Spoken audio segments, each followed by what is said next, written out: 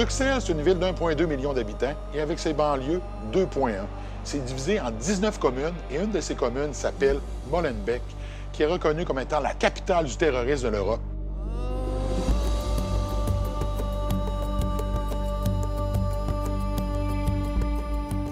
Pour mieux comprendre la dynamique de Molenbeek, je m'en vais rencontrer Mohamed pour qu'il m'explique exactement c'est quoi une journée quotidienne dans le centre de Molenbeek.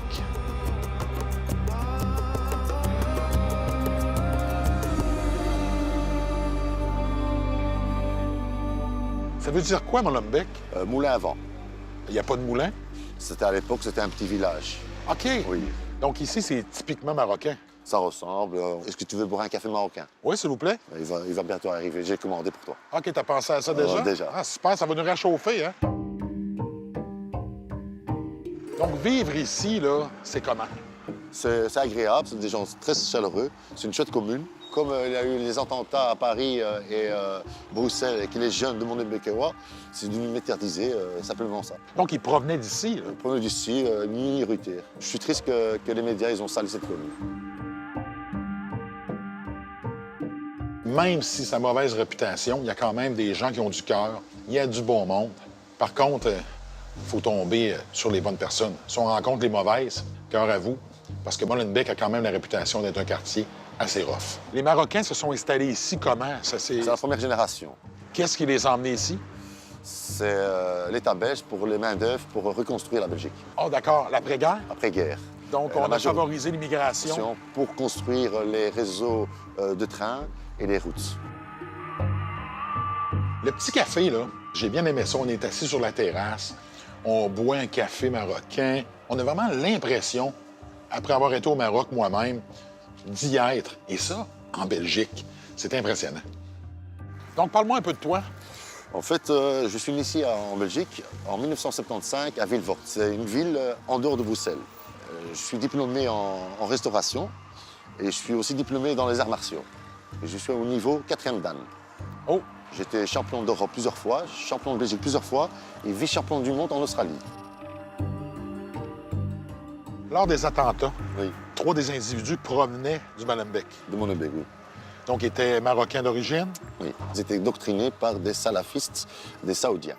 Comment ces jeunes ont été endoctrinés par cette haute interprétation du Coran? C'est pas l'interprétation du Coran. Non? Non, pas du tout. Le Coran, c'est amour. Il porte bien son nom. Mais c'est pas la manière dont elle est...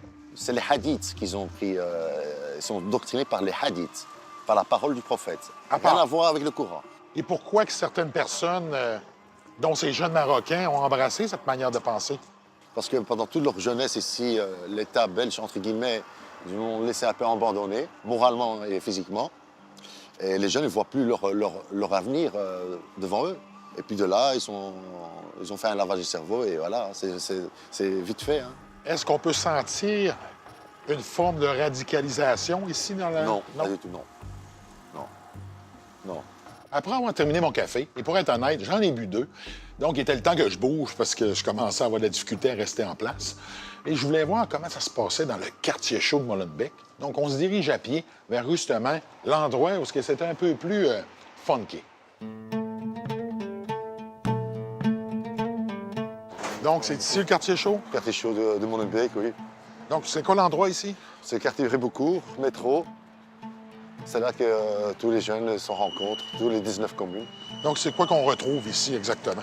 Vous savez très bien ce que vous retrouvez, hein, c'est La drogue? la drogue et la délinquance. Donc, ici, toutes les communes communitent ici. Oui, c'est ça. Donc, on peut venir partout en ville, on vient ici vient ici. pour obtenir ce qu'on a besoin. Ouais. C'est drôle, là, tout d'un coup, il n'y a Il plus n'y a plus personne. Ouais, Il y a c'est plus tout, personne. tout à fait normal. Hein. Ça se passe comme ça. Hein. Dès qu'ils voient un bagnole de flic ou bien une caméra, tu vois plus personne. Oh, il y a quelqu'un qui vient. Ah, Jimmy! Ah, vous connaissez? Oui, oui, c'est Jimmy Ramdan. Lorsqu'on discute, moi et Momo, il arrive un de ses amis, Jimmy. Un fait particulier, c'est que Jimmy me raconte une histoire sur Momo qui avait effleuré, mais que lui a décidé vraiment d'entrer dedans de plein fouet. Momo, le héros. Donc, tu connais Mohamed? Ouais, Mohamed, c'est un grand sauveur de Belgique, hein. Il est connu, hein. Comment ça, grand sauveur? Ben écoute, il a fait une déviation, je crois, hein. Enfin, je suis certain, d'un type qui voulait faire exploser le train.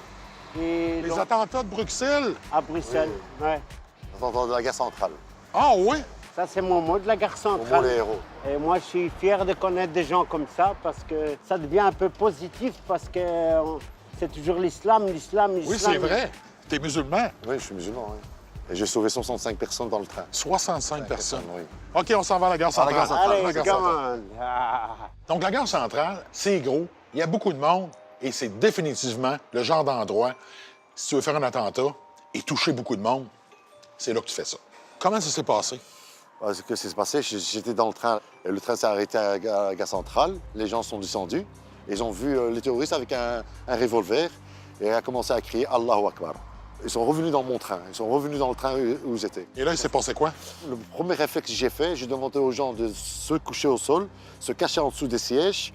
Et j'ai demandé au chauffeur de verrouiller les portes, que personne ne sort, personne ne rentre. Et là, j'ai fait la sécurité du train pour voir qu'il n'y avait pas un deuxième terroriste, un deuxième complice. Il n'y avait personne. Et là, j'ai demandé au chauffeur de quitter le lieu le plus vite possible. J'avais trop peur que le terroriste a mis un deuxième explosif à côté du train. Et il est parti, heureusement. Et il ne voulait pas partir parce que son chef du quai, il se cachait. Parce que les terroristes étaient encore là. Donc, t'es un héros.